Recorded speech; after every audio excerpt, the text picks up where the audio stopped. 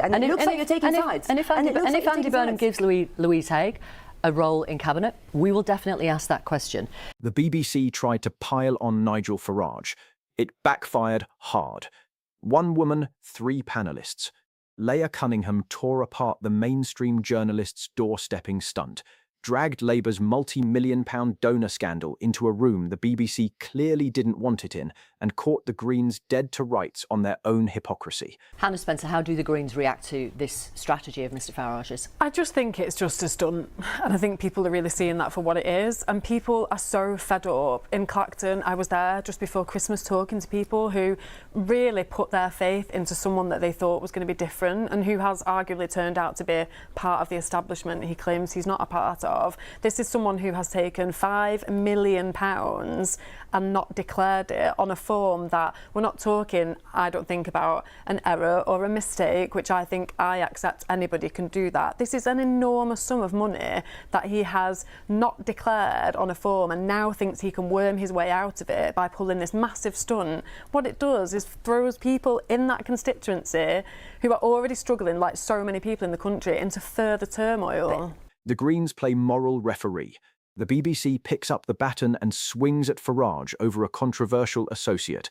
Laila Cunningham flips the trap, and the incoming Labour government ends up wearing the same charge. Are you OK with him, with Mr Farage, who wants to be Prime Minister, who wants to run this country, being close friends with a convicted fraudster, the man called George Cottrell? Yes, I am, because you know what? It's a testament. Do you know what he did? I do know. I know very well what he did, because it's a testament to Nigel's Should we tell our character. audience what he did? Please, feel free. I don't think it's a secret. He went, according to the Sunday Times, he went on the dark web and he offered drug dealers an opportunity to launder their proceeds through crypto. And Mr Farage wants to be Prime Minister. What does it say about his judgment that he hangs around with this guy? So George Cottrell spent his time in prison. He is completely reformed. He's sorry for what he did, and he is a convicted fraudster. And listen. And you're cool with it? No, but hang on. Scrutinise us as much as you want. You know, and this is not to deflect. Ask me whatever questions you want. But I do find it remarkable that we have a Prime Minister who's about to become Prime Minister who is mooting putting an actual convicted fraudster into Cabinet. George Cottrell was a volunteer. We were never going to give him any official role. He wasn't going to be a Cabinet. In fact, they were mooting that Louise Haigh should be Chancellor. Where is the outrage about that? And I think what people see is that it is not consistent. You can scrutinise as much as you want, but you have to put it across the board. Otherwise, it does look like hypocrisy, and it looks like you're taking sides. And if Andy Burnham gives Louise Haigh a role in Cabinet, we will definitely ask that question. A complete double standard. Then the panel starts defending a newspaper for doorstepping Farage's daughter, a girl with zero involvement in politics. Laila goes ballistic, and before the media mob can recover, she drops it. £138 million in Labour cronyism, and not a journalist in the room interested.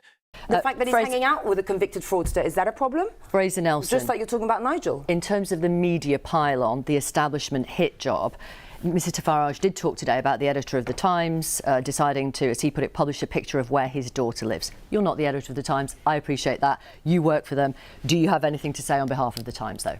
Yeah, it's a very good investigation. The Times has got something like a 200-year history of doing it. I was working for The Times where they were scrutinising Lord Ashcroft and his relationship with the Conservative Party. Lord Ashcroft. They have a 200-year history of doorstepping people's children who are not politically engaged? Is that what you're saying?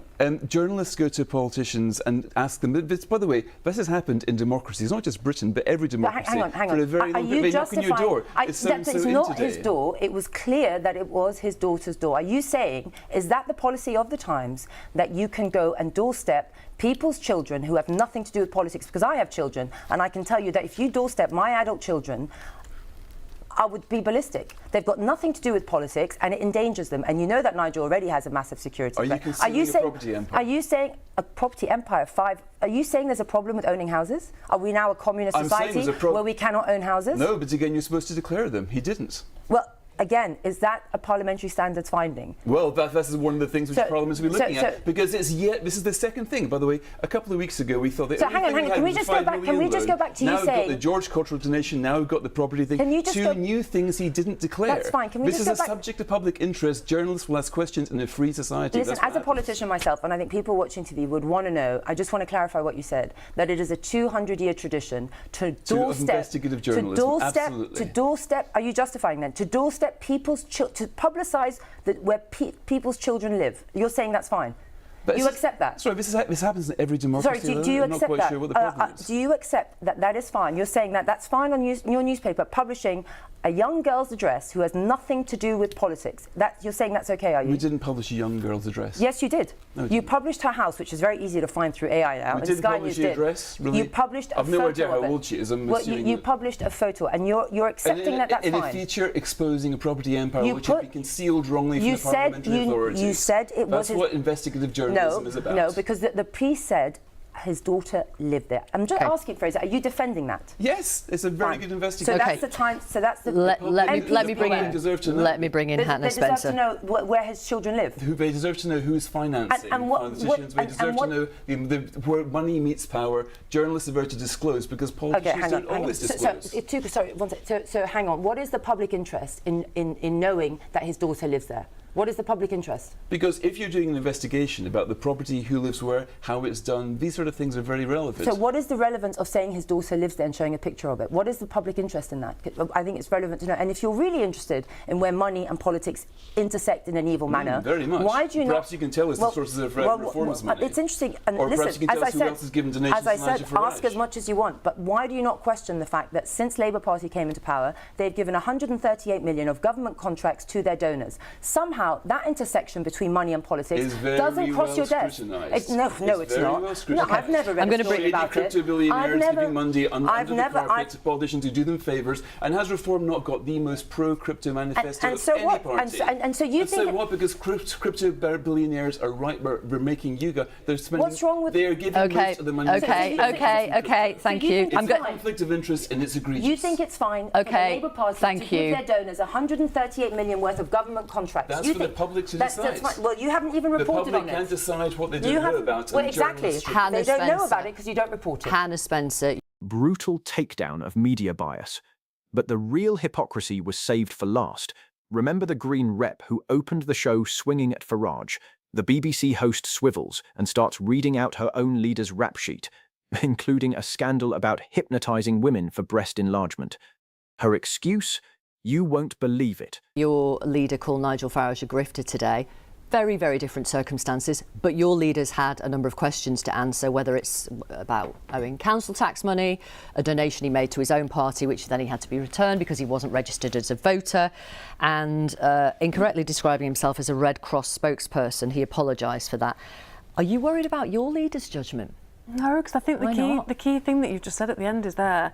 He apologised for it. So if Nigel Farage apologised, if he was found to have broken any rules, you'd be fine with that? There's more information that voters will be able to decide on. That is a crucial part here, that it is a test of someone's character, that when you do something wrong, you make a mistake, you perhaps don't do the right thing, you reflect on that and you apologise. He's made quite a lot of mistakes in quite a short period of time. I don't think it's the same thing. I really don't think it's the same thing. He tricked vulnerable women thinking that he could hypnotise them for larger breasts. As a woman, you accept that? I don't think that's quite what happened. Really? However, what did happen? Why don't you tell us? He has apologised for it several times, and I would rather work with sorry people. abolishes everything. Can I just finish?